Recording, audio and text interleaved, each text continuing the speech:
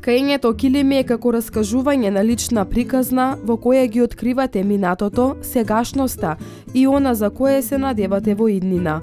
Ткајачкиот занает представува извор на фолклорното, културното и традиционалното богатство, каде вештите раце на жената изработувале разновидни ткаени производи, го обезбедувале целото семејство со текстил и покукински потреби. Покрај останатите работни обврски, голем дел од своето време, тие го посветувале на сложениот и макотрпен процес на изработка на потребниот текстилен инвентар. Освен тоа, жените ткаеле и килими во разновидни нијанси. Килимите кои рачно ги изработувале, скоро секогаш биле од волна, а понекогаш се користел и памукот за да се доловат белите нијанси на килимот. Вештите раце на тетка Јана Атанасова не ги откри тајните на традиционалниот начин на ткаење. Таа се сеќава дека уште како дете учела од нејзината мајка како се работи на разбој и чекрек, па оттаму се родила и љубовта кон занаетот. Вели, порано луѓето сакаа да купуваат многу ткаени работи: елејчиња, джемпери, чорапи, килими и амболии. Таа ни откри дека занаетот е тежок и за учење, но и за работење, пред се затоа што работата е рачна. За да дојде до ткаење, волната поминува низ неколку фази. Се почнува со предењето на вретено и чекрек. По оваа мачна работа, испредената волна се бојадисува. Треба да се добијат посакуваните нијанси. Тетка Јана ни објасни како е да се работи на чекрек. Таа вели, работењето на чекрек и разбој треба да се знае и да се умее, бидејќи самиот процес на ткаење е доста специфичен. Се што не може да се изработи со рака, го носела и го поправале фабрички.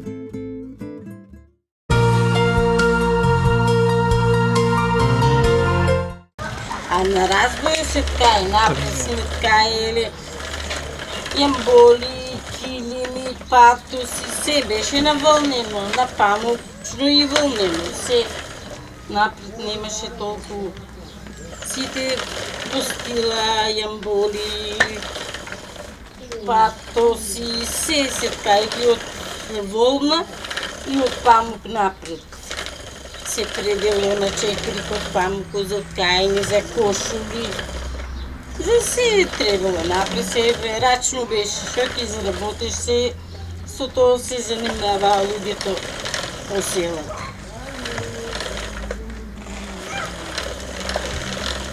А сега нека млади ни да работат, ни да носат рачно беше, се готово се. А на разбојот, освен со волната и со памукот, друго нешто користите ли за изработка? Сме ткаеле напред чајак, за алиша за машки одела. Се ткаеме појаси. Јамболи сме ткаеле, килими, се на разбој се ткаено. Ткаевме напред и платно од памук за кошули. Тоа се ткае на разбој.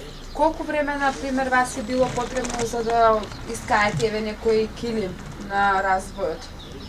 Па зависи од изработката на килимот и моделот, што напред се ткаело килими на жица, на штица се ткаело, се кревани, како ги вика некои мркнати, секакви јамболиите имаше и прави, без рез, имаше и со рез. Тоа на разбој се ткаеше.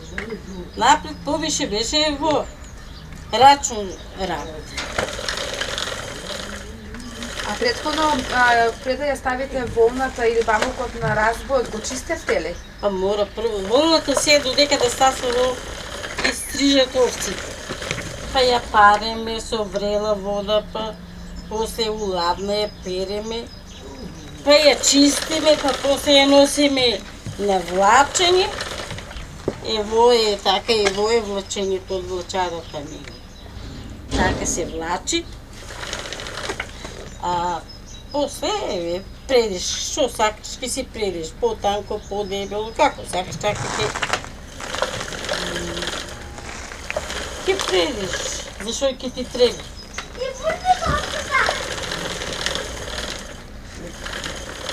А пред беше се рачно, сега нема. Тешко ли е да се работи на разбой? Тешко е. И на разбој, и на вој е тешко. Се е рачно, треба ако вртиш со раката ти е работа, ако не вртиш нема да се работи. Пример се ја во, ако сакам да го плетам за чорапи, треба по-танко да го плетам. За елик треба по-дебел. Зависи што ќе го изработиш, зашо ќе сакаш да го работиш. А за разбој треба основа танка. Тоа се преди на рака, на вртено. А после јатото се преди е така танко на чеки.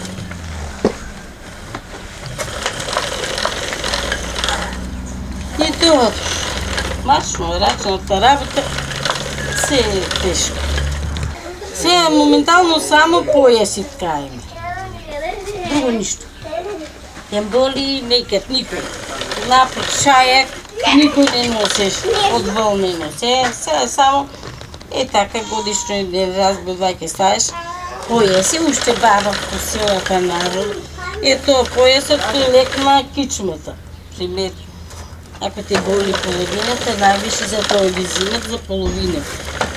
А друго не ткаеме. Ништо, само тоа се ткаеме. Емболиите на време беа 80-те години, тогаш многу емболии се ткаеме. Секој куќа по 3-4 емболии купува, а сега не. Вие живеевте ли добро од овој занет? Тие работи што ги работевте, ги продававте или лично за вас и ги работевте? За сега лично за вас нешто така продава, а на времето со емболиите многу народот печали, ама ние одовме и на работа, помалце работевме. И од државна работа работевме малку.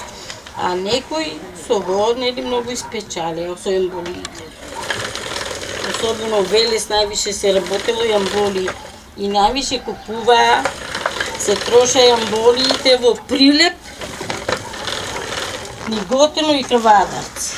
На времето највише емболии таму се троша. А сега не, никој не купува. И тогаш многу емболии. А од каде најчесто се снабдувавте со волна и со памук? Памук ја не памтам да сум работила. Тоа беше од 60-та година навака памук не се работеше, напред се работеше. Пред 60-та година, а после не работеа памук. До 69-та така нешто е мојата мајка, памтам кајала, ние беме мали. А волната од има, кој чува овци има. Например, овци се и од по селата, ќе земеш, ќе си ја купиш волната и ќе се работиш.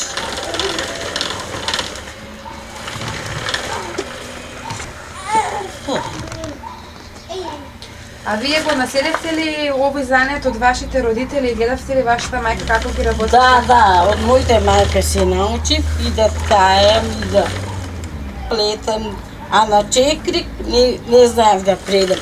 Ако се омажив, се крва ми научи на чекрик да предам. Она предеше, па после ја почнав. И она стара беше, ја после она ми научи. А за друго нешто е мајка ми. У село ќе седеме летоска поле, ќе сме работеле зимноска есента, емболии ќе ткаеме и ќе не учат. Ќе се собереме на седемка. Ајде ќе плетеме, ќе предеме тоа. Во се преди сега танко за основа за ткање, за емболии, за килими, за се. Танко, со вртеното се напред имаше урка. Се стававме тука, ама сега ние се научевме по-лесно, така седнеш на стол, ни урка да имаш, ни ништо. Ево се преди сега за да разбој треба надесно да се преди. А за ткаењето, нели во јатокот, треба да биде налево. А во е надесно, сега што се преди, надесно. Оти на разбој кој е надесно не се кине. Ако е наливо предено кој откаеш, си кин.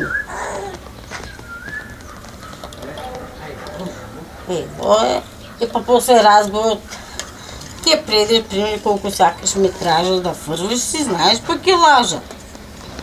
И ќе пуштиш, ќе основаш, ќе навиваш, па ќе унишки и после се ткае. Многу работа има разбојот. На нишките ќе го оденеш, пример, и после ќе ткаеш. Со овој конец мора да го разбој да го спремаш. Напред имаше и готова памучна и вълнена убитола тетекс работеше и он со волна ткае, амбули.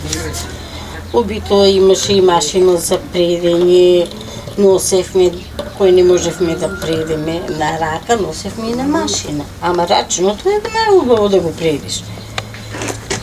Од кога, например, ќе искаете некое килимче, после тоа нешто финално правите ли на килимчето? Го средувате ли на некој друг начин? Може да го средува.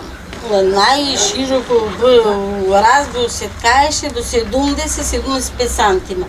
И после мора за кревет 2 дипли да направиш, па да ги сошиш средината и да имаш за на кревет.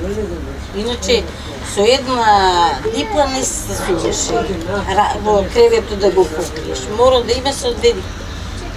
И странично, кога ќе дојде крајот на килимот, ти го дрзиш вие ресите што се од разбојот и после средината мора да се шиеше 2 дипли. Пример, по 75 сантими и 150 сантими доволно идеше на килим, на разбој, на креветот да го покриеш, да го постигнеш. А јамбулите се ткаа со 3 дипли. За на кревет, а за на спална со 4 дипли ги прави. Вистината за тоа како се изработуваат овие уметнички дела се пренесувала од колено на колено низ генерации на мајстори, додека дизајнот, боите кои се користат и материјалот најмногу зависеле од регионот во кој се изработува килимот. Ткаените черги, јамболии, килими, торби биле дел од секој дом кои биле изработени на традиционален разбој. Разбојот, кој служи за ткаење на платна, јамболии и килими, е една од најбитните справи во историјата. Всушност, тој бил нераскинливиот дел од секое семејство.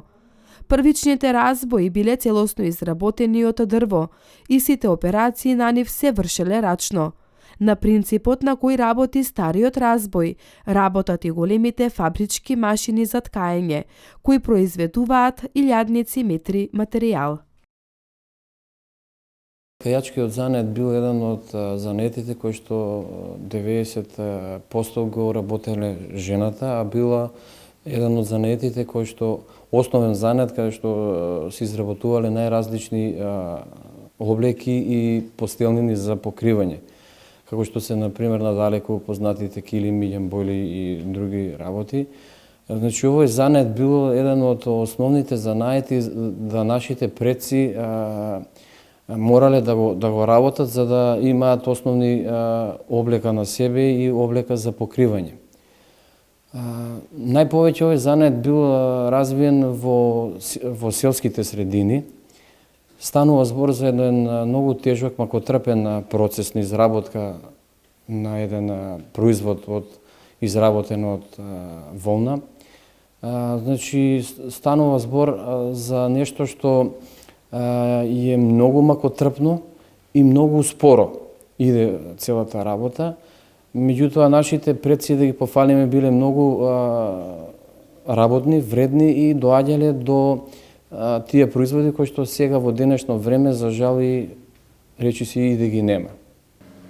Сдруженијето Разбој веќе секоја година организира етноработилници. Ке може ли да ми кажете колку време веќе постојат овие работилници и која е целта на самите работилници? Сдруженијето Разбој од Велес веќе 6-та година поред го организира проектот етно-креативни работилници. Целта на овие работилници е афирмација и презентација на старите традиционални подзаборавени занаети.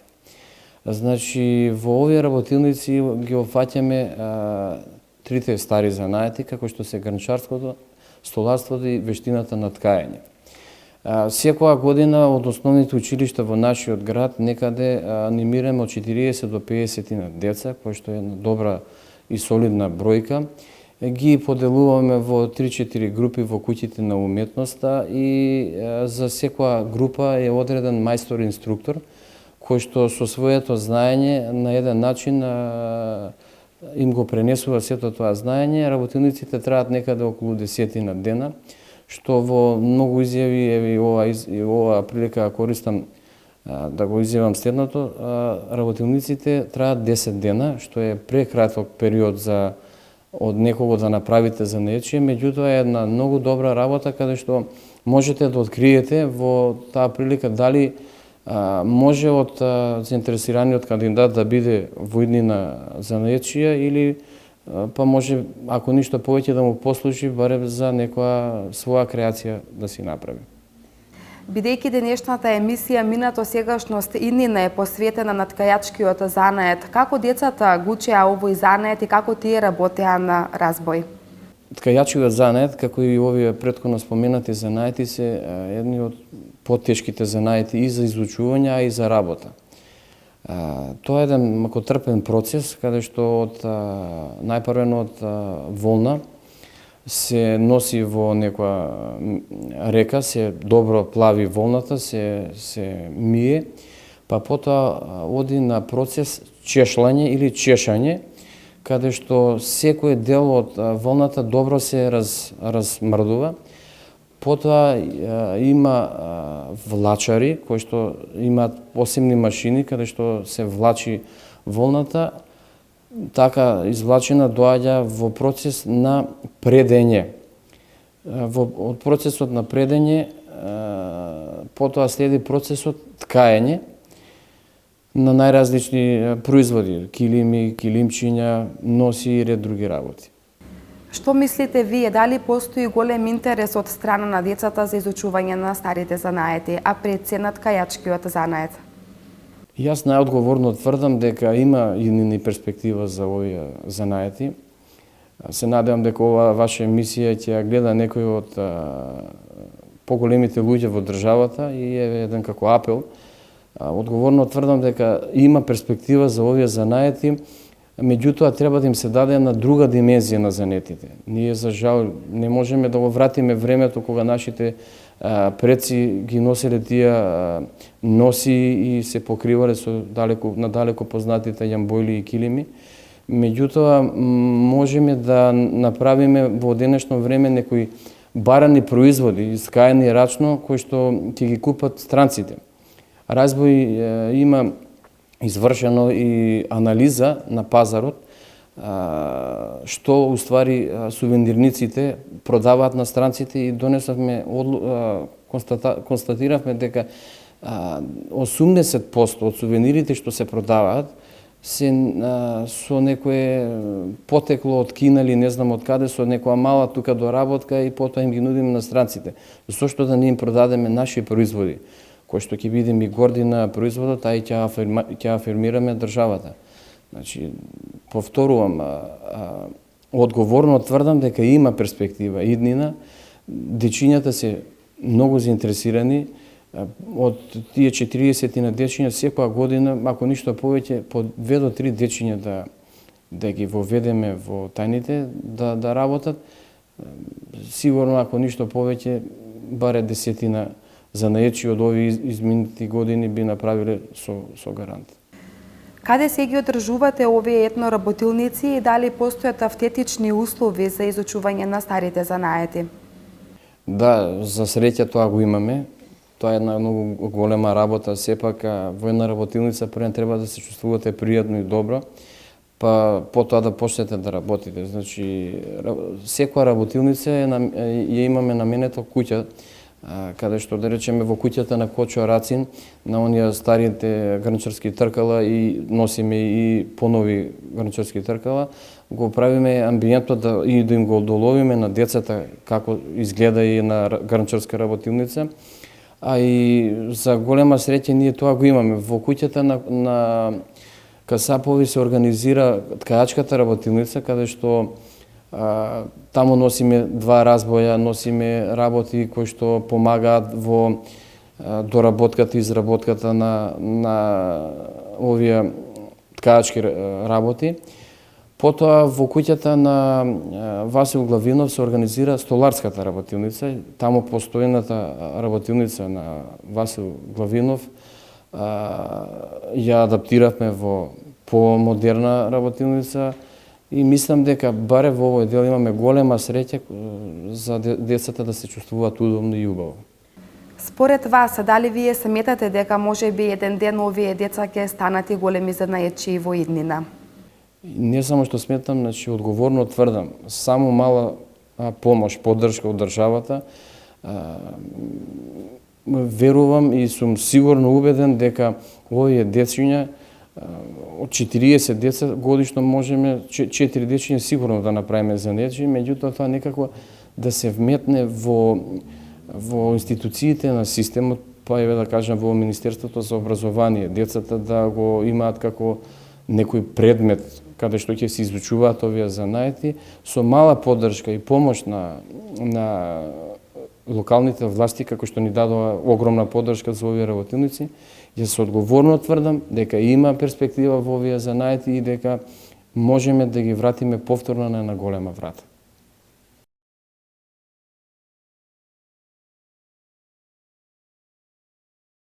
Младите велешани преку етно-креативните работилници што се организираат секоја година имаат можност да ги изучуваат старите занаети, а меѓу другото и ткајачкиот занает. Преку овие етно-работилници ти имаат можност да работат на разбој, да се вратат кон минатото и да почувствуваат како нивните баби и прабаби ткаеле разновидни производи. Едноставно, тие му даваат живот на еден занает кој долги години опстојувал во Велес и пошироко. Младите креативци ја продолжуваат вековната традиција на ткајачкиот занает, кој со векови се негувал на ова македонско тло и со тоа го прикажуваат нашето културно обележје. Па јас лани ми беше прво учество во овие работилници. Јас учествував во ткајачката работилница. Тоа што ме поттикна беше да научам како се плете, да изучувам да плетам, она што го правеле во минатото луѓето. Имав можност да работам на разбој и препорачувам сите деца да учествуваат во овие етноработилници и да се дружат. Јас минатата година првпат учествував во овие етноработилници, учествував во ткајачката работилница. Чувството е прекрасно да се учествува во ткајачката работилница, бидејќи се учат нови работи.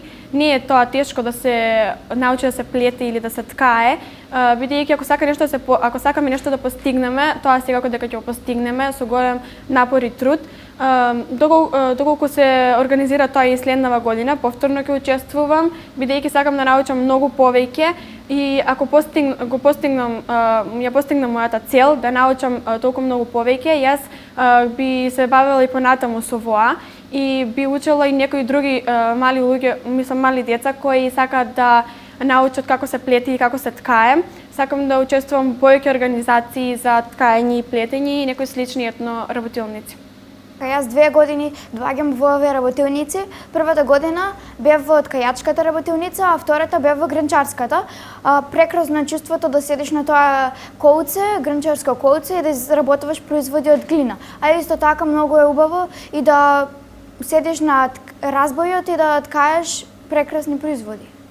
Јас сум во овие работилници веќе 3 години. 2 години сум во ткајачката и 1 година во изработката на накит.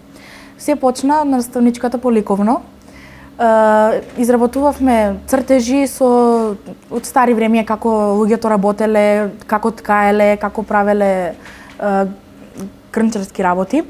И ја прашав дали има работилници за вакво нешто.